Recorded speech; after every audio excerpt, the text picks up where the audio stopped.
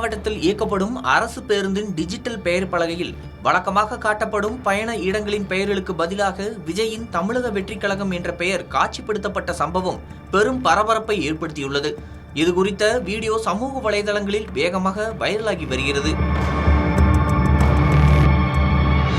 திருநெல்வேலி மாவட்டத்தில் தினசரி நூற்றுக்கணக்கான அரசு பேருந்துகள் நகர்ப்புற மற்றும் புறநகர் பகுதிகளுக்கு இயக்கப்பட்டு வருகின்றன. பொதுமக்களின் அன்றாட பயணத்தில் இவை முக்கிய பங்கு வகித்து வருகின்றன.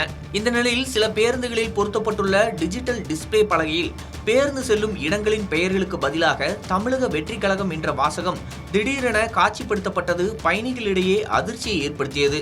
குறிப்பாக நெல்லை சந்திப்பிலிருந்து டவுன் கரிசூழ்ந்தமங்கலம் நோக்கி இயக்கப்பட்ட ஒரு அரசு நகர பேருந்தில் இந்த சம்பவம் நடந்ததாக கூறப்படுகிறது. அந்த பேருந்தின் முன்புற டிஜிட்டல் பலகையில் அரசியல் கட்சியின் பெயர் தெளிவாக காணப்பட்டதாக தகவல்கள் தெரிவிக்கின்றன.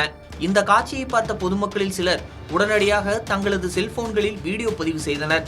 பின்னர் அந்த வீடியோக்கள் சமூக வலைதளங்களில் பகிரப்பட்டதால் குறுகிய நேரத்தில் வைரலாக பரவியது. முதற்கட்ட தகவலின்படி சிலர் தொழில்நுட்பத்தை தவறாக பயன்படுத்தி பேருந்துகளின் டிஜிட்டல் பெயர் பலகையை ஹேக் செய்து இந்த மாற்றத்தை செய்திருக்கலாம் என்று சந்தேகிக்கப்படுகிறது. இதுபோன்ற சம்பவம் ஏற்கனவே பல பகுதிகளில் நடந்ததாக தகவல்கள் வெளியாகியுள்ள நிலையில் தற்போது நெல்லையிலும் இது நடந்தது பயணிகள் குழப்பமடைந்து அதிகாரிகளுக்கு மேலும் அதிர்ச்சியை ஏற்படுத்தியுள்ளது.